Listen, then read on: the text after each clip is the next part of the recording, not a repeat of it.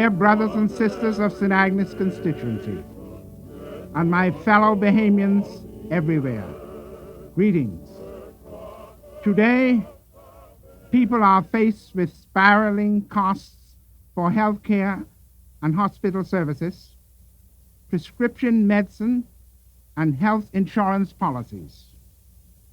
Recently, the insurance rates were increased 10%, and the poor people wondered, why does it have to be this way? Our senior citizens wonder, how can they continue on fixed incomes as prices and taxes go up and up? Further, many of our old people feel rejected and left out by a society they have helped to build. And they wonder, why does it have to be this way? Ladies and gentlemen, our streets and highways continue to be clogged.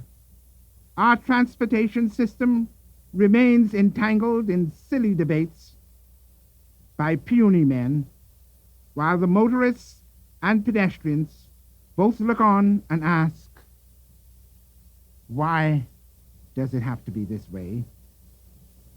The multi-million-dollar St. Agnes development project has been coming for the past 10 years, but it hasn't arrived yet. Someone likened the money voted for the development of St. Agnes to a block of ice, which had to pass from hand to hand, and by the time it reached you, the constituents, it had all melted away. Why does it have to be this way? Many of you, homeowners and tenants alike, have found the cost of housing is beyond your reach. Others see young couples, unable to afford a home of their own, being exploited by banks and insurance companies. They charge them finder's fee, bridge fee, lawyer's fee, stamp fee, house property fee, this fee, that fee, and the other fee.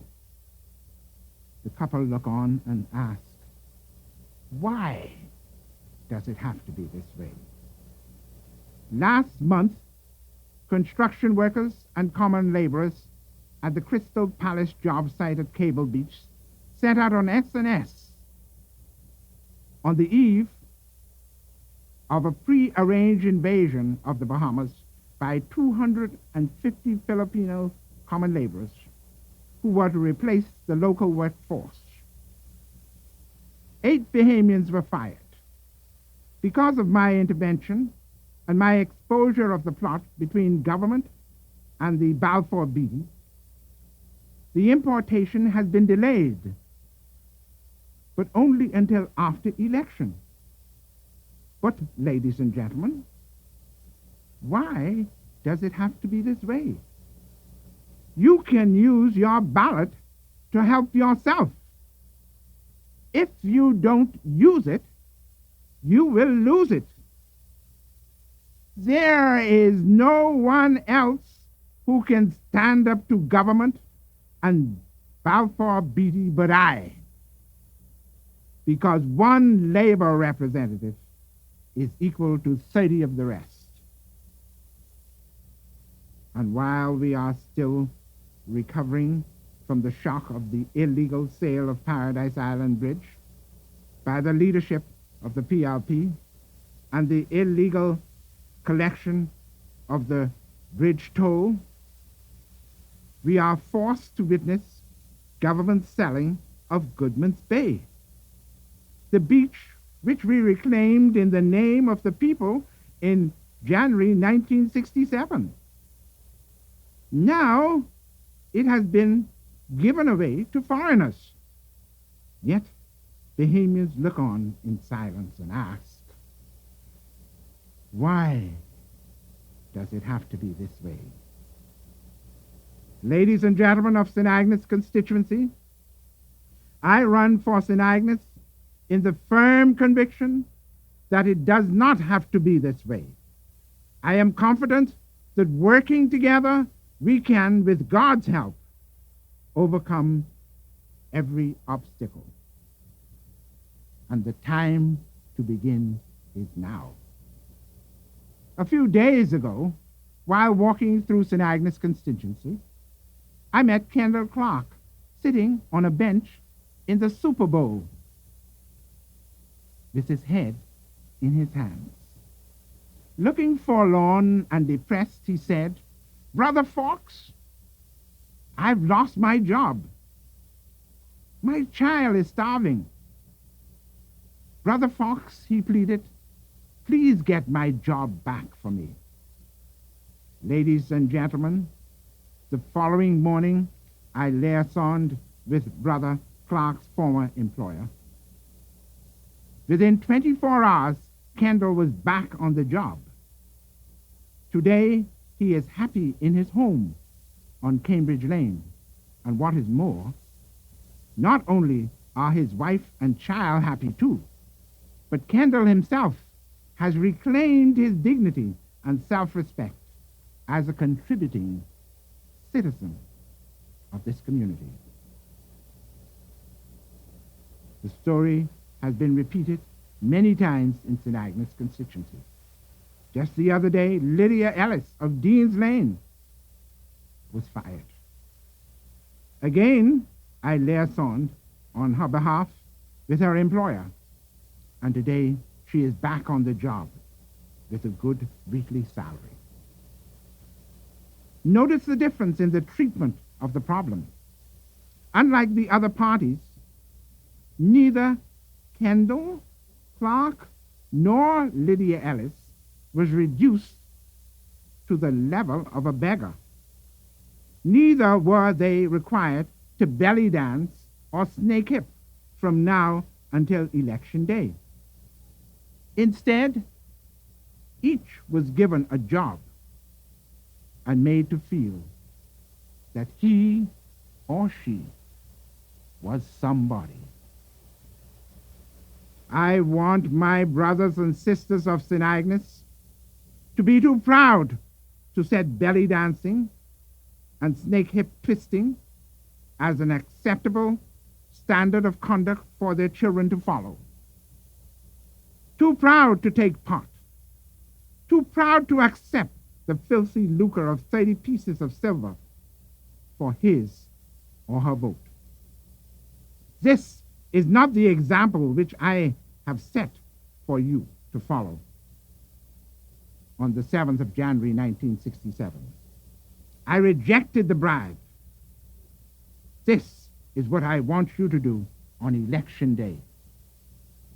I did not sell you in January 1967. I don't want you to sell me in 1987.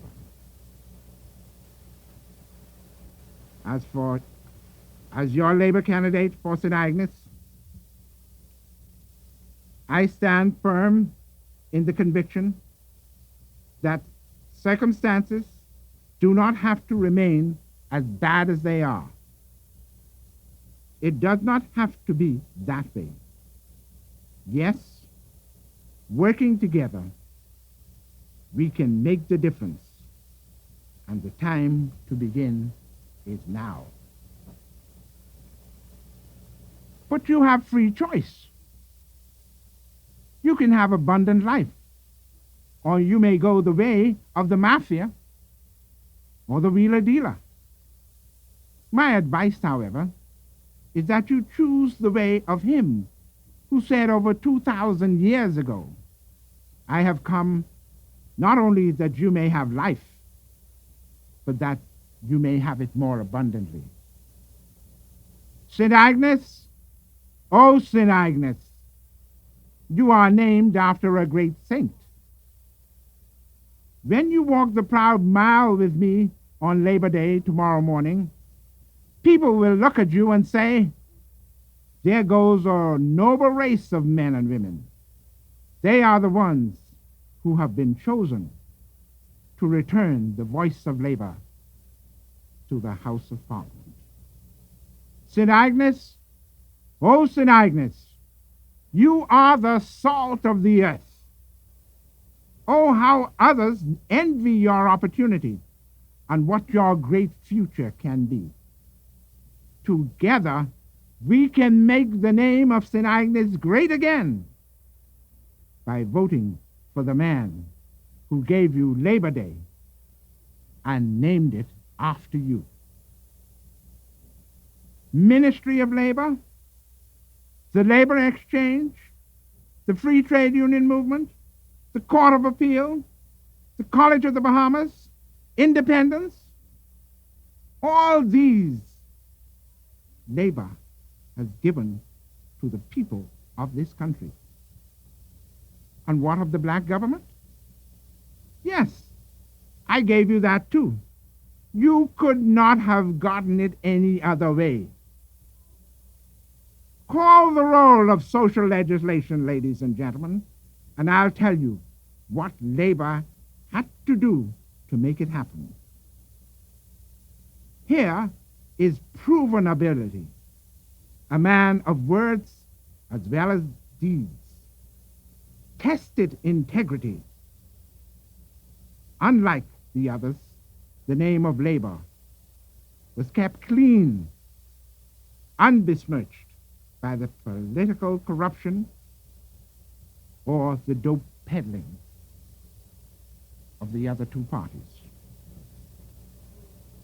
And so, ladies and gentlemen of St. Agnes, give me your unemployed. Let me have someone who is broke, out of work, discouraged, and despondent. Let me investigate his credentials, and in 2 days I will guarantee he will be back on his feet with good wages in his pocket, a smile on his face, and a song of praise in his heart.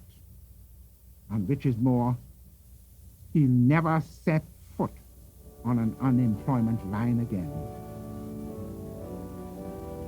I did it before.